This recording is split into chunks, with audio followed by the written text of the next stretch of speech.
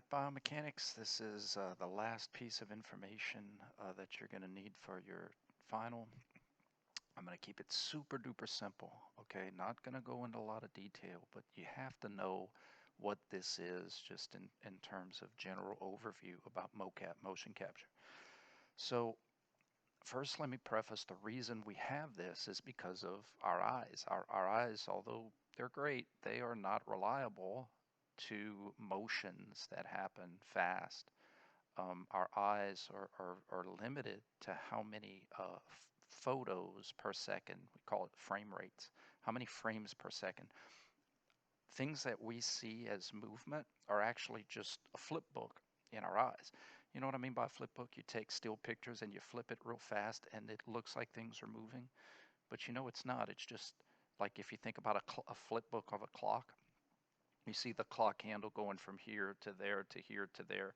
You look at each picture separate, but when you flip the book, it looks like the clock's spinning around. That's what our eyes do. We process frames per second, and our brain makes it into a flip book that we see as movement. And our eyes and our brains as well, because our eyes are just extensions of our brains. That's kind of weird, huh? Our eyes are actually part of our brain. But what our brain does is it fills in missing pieces of the flip book with life data. So when you were a kid, maybe you played baseball or softball, and the coach said, "Keep your eye on the ball." And what happens is that your brain maps out positions of the ball and then fills in the gap with blur. Uh, so it's hard to really truly keep your eye on the ball. You project where the ball is going to be with that data, and then you try to make the map meet it. But the point is that motion capture exists because of our eyes' limitation to see things that are happening fast or to see things that are consistent. What I mean by that is if we're trying to help someone, we need numbers, we need data. We need to be able to literally see if different treatments have an effect with their gait, with their motion. And a good way to do that is to have things we can measure and measure again and compare and see if there's improvement. In the case of motion capture, other ways to look at it is video games. They use motion capture to capture movement of people and put it into digital media. Again, clinicians can use motion capture. Coaches can use motion capture. Uh, again, you can coach with your eyes, but now the trend is to have data to back it up. So working with some of your athletes where you can actually compare and have numbers and angles to compare to see if they're actually doing what you're trying to get them to do. Okay. So that's what mocap is, motion capture. And there's two mains. Again, I'm going to keep this very basic and to the point. If I could just somehow get this. There's an example of a coach using or a biomechanist using motion capture on a pitcher. You can see the little markers, the reflective markers. That's where the cameras help to pick up the light and then transfer that into the software so that you can do cool stuff with it. You can also do some of this kind of stuff. Okay, that's probably for a movie, unless that's an interesting sport that I'm not familiar with. Okay, so what I wanted to do is talk about two main types of motion capture equipment that you may see, and the first is electromagnetic, where it's basically you create a bubble. It's like an electromagnetic bubble that can sense the sensors that you put on people. So it's not actual cameras. It senses where things are in 3 dimensions based on the electromagnetic bubble that it creates. And then you move around and it can map your movement on the software and ultimately the computer.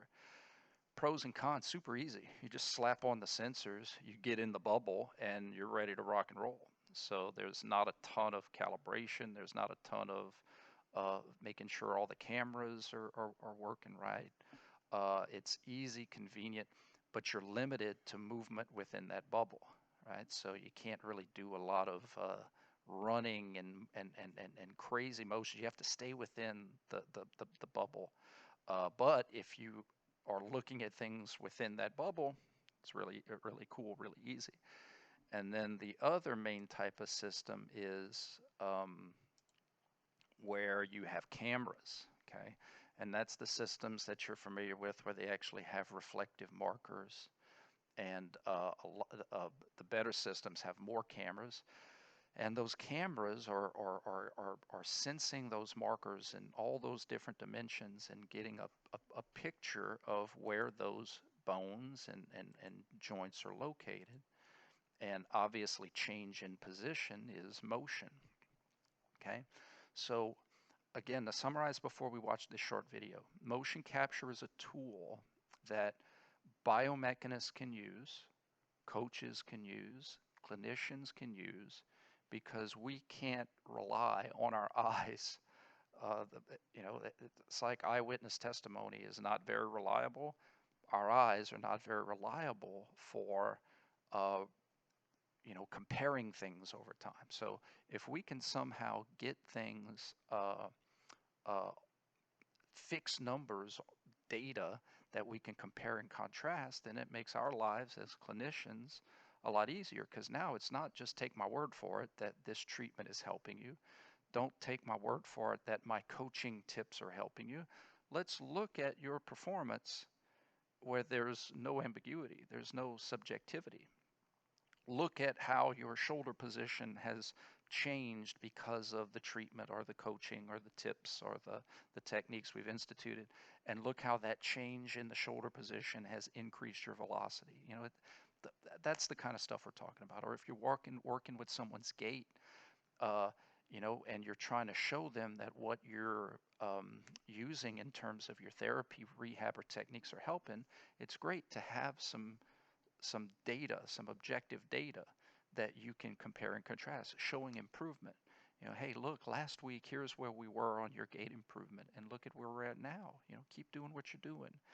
Uh, so again, it's just good to have some raw numbers, to help in that. So I have a short little video, and again, the main things is just to introduce you to motion capture concepts that you guys are probably going to apply more in graduate school.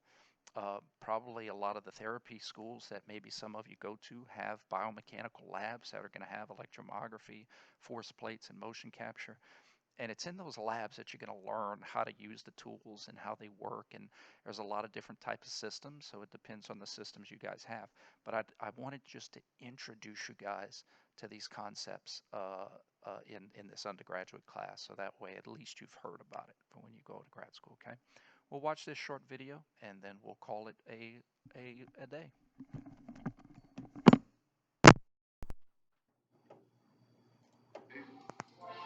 Everything's pretty much shut down. There you go. So whatever you want. Yeah. Now coming down the test, we need to do something.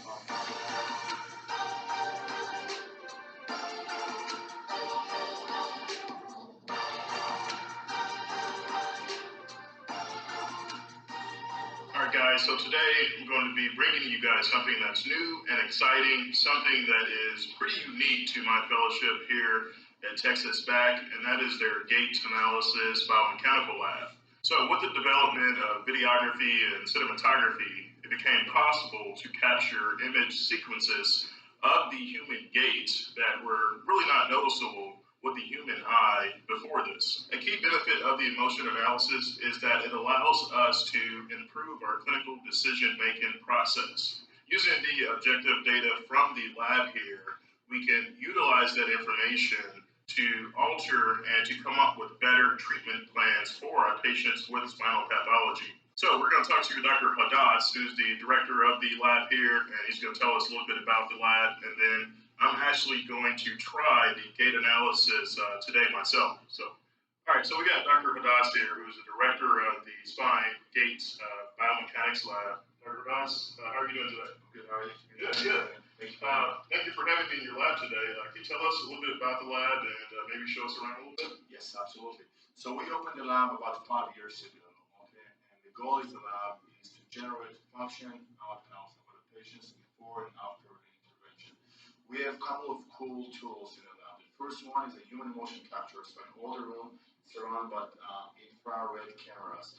We put little sensors in it like we had, and those cameras can pick up the location of those sensors. With those sensors, we can basically map out your whole body. We can tell you on the spot how fast are you walking, your step length, your step rate, how much you off balance, how much you swaying while you're standing, your lifting mechanism, your sit-to-stand mechanism, etc. So you're using this data, so you get a baseline before patients undergo surgery and then after surgery, and it basically kind of tells you how well the patients did in surgery. Is that kind of? This is correct. And on top of that, we're collecting some healthy control data, like yourself. Then we're comparing our age match and comparing our patients' data to the healthy control. So we see how good they are and how far they're from normal, and how soon they can go back to normal life, basically. Yeah. Can you show us around Yes, two types of sensor, one for the upper extremity and one extra one putting for the spine. This is we're putting on the spinal process of each vertebra to see more detailed information on how the spine is moving. This we're putting up 51 of this study, mapping from your feet all the way up. Second type of sensors, we have surface dynamic EMG sensors. So you simply put this on your muscles. Every time you contract, you can see some muscle activity on the screen. So this sensor can track you about a radius of 50 feet basically around. So the patients, and they're walking, standing, lifting, and without looking at them, we can tell exactly how much muscle activity using, timing of the muscle, looking for co-contraction between muscles, and time of onset basically. Third one we have with those force plates embedded in the floor. So whenever our patients are walking, we ask them actually to step on those squares. This one can basically generate ground reaction force and forces. This one can quantify the amount of pressure you got on your butt cheeks and on your thighs. So every time you're sitting, we can actually tell you if you're leaning more on one side compared to the other, or you are pretty symmetrical. We also quantify how you move from sitting to standing. Basically, because whenever we're doing this test, we have you standing on those force plates. So we have pressure measuring your forces on the legs and on your butt cheeks together. We're the first one actually to quantify this thing. You should, in the next couple of months, you should see a couple of papers coming out about this thing. Like I said before, this is very important for unilateral patients, patients with unilateral disorder like stenosis, sacroiliac dysfunction, hip osteoarthritis, and other disease basically. A couple of our recent work would be we presented this work in the national and international conferences. We have a couple of cool stuff we're looking at. The first one is EMG activity. So the sensor you saw, we can actually track these sensors. Taking a couple of mathematical steps, we can actually quantify the rectified EMG, tell you the magnitude basically, taking linear envelope, tell you how much muscles, we're looking at different peaks, and then integrate EMG as the overall accumulate muscle activity. So actually you can quantify how much muscle you use. You can look at the timing, whenever the muscle is off, whenever it's on, and other activities. The next project we're doing is actually try to figure out what is the best walking aids for our patients. A traditional walker, or walking sticks, or walking poles, basically. What we found in this study, we did a study about on adult deformity patients before and after surgery, and what we find, a couple of things. First of all, walker is safer, okay? It's easy to use, basically, it's more common, but this is a four-wheel, so sometimes we see actually that patients are chasing the walker, and they're walking faster than the plan, or faster than the body is ready. Clearly, what you can see in the result here, look at the posture of those patients. You see how those leaning forward or using the walker basically, compared to using a walking pole. The walking pole also gives you a natural arm swing, which allows you a natural rotation of your trunk and more engagement of your core muscles, basically. So based on this study, we actually recommended to use more walking sticks compared to a walker if the patient is ready for the walking sticks. Next one. This is actually patient's number one in the lab. 20 years old kid from Ethiopia. He came here on a mission with Dr. Bellinger. Dr. Bellinger and Dr. Lehman going once a year to Ethiopia and Uganda, and then operating on many kids and adults as possible. There's a period of 2 or 3 weeks. This was one of the very complex surgery they couldn't do over there. They actually were able to raise some funding and bring the kids over here to be with us for 2 months. He actually was the first patient in the lab. 20 years old male, basically with severe ankylosis anesthesia. You can see his X-ray over here before surgery while he was sitting. You can see he couldn't be in a machine while he's standing. This is a picture before, and you can see in 1 month after surgery, full realignment of the stem. So what we did a full gait analysis. You can see these patients walk much faster with a longer step length, narrow step support. His branchial force got normalized, and all his angles got more normalized. And, one picture I can tell you a lot more. This is the equipment kit we had, and you see how this kit is bent over, three-dimensional. So you see, this is how actually you want. I want to show you something pretty cool. So when the guy came here, we actually used one stick. This is the kid a month after surgery. You see how he's straightforward. Here you go. Here we're trying to quantify that and show you how he's walking. So you clearly see the ground supports are symmetrical for both legs, and surgery did great for him, basically. So base outcome here. So we saw the X-ray, we saw how surgery did good for him, but now we can quantify his function and see how he's got walking better, how he's more stable, how he's more realigned, and all the branchial force, EMG, neuromuscular activity, everything got normalized.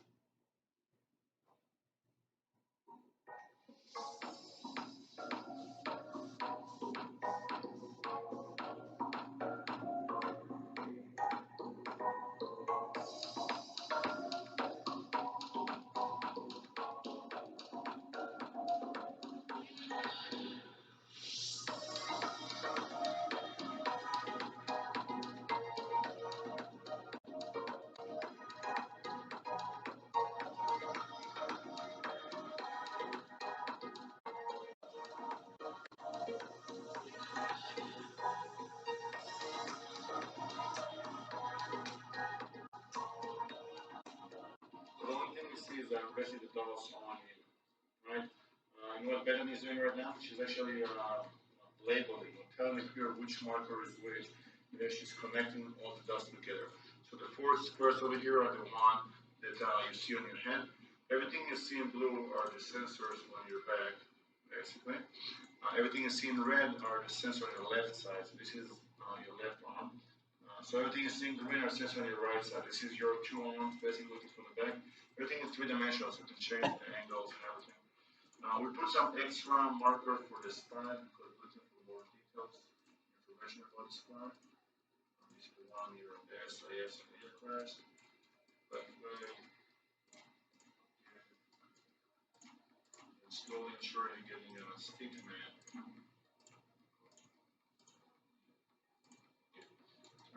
So everything in one, this is what we say. This is the check angles over it. You can see the stick man is three-dimensional.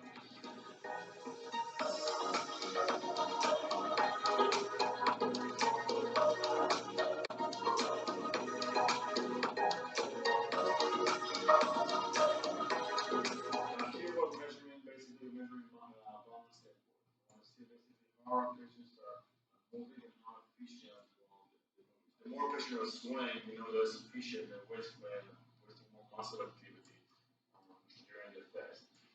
Second thing we're measuring pressure distribution. So how much pressure and forces patients are using to stand, and if they're preferably on one side more compared to the other. Most of our patients have some sciatic pain or leg pain, and tend to stay away from the painful leg while overloading the healthy leg. So for our patients, I can show some videos, and you saw it, they're really like swine. So the bigger the economy, the less efficient they are. Oh, so this is what you get the money from. Yes, exactly. So what we're looking at is the range of sway of your center of your head and your center of mass. If you put a little dot, like I tell people, put a pencil on your head, a piece of paper up here, and the amount you sway, that's like how we look at the distance that you sway and also the total length of that line. So again, how would you quantify and see how surgery can do it with patients? So the technology we're using, we do the Raman test and all this human motion capture. We're actually able to first quantify the clinical economy. This is used by Professor John Toussaint from French. He's a big surgeon, California. He mentioned 45 more seconds. Clinical economy all the time. And go to all this meeting and see people mentioning, but nobody actually quantify that. So with these tools, we're actually able to just quantify, create, generate a constant clinical economy for each of our patients. Then 30 more seconds. Before and after intervention, and compare it to others.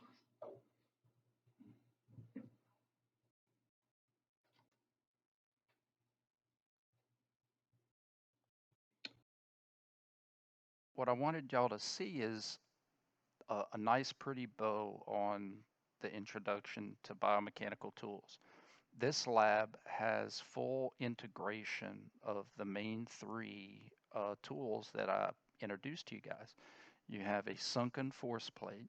So remember how I said this force plate, you could either dig a hole and sink it into the ground or elevate the ground to match it up with the three-dimensional scale. So that's what they did. It's elevated.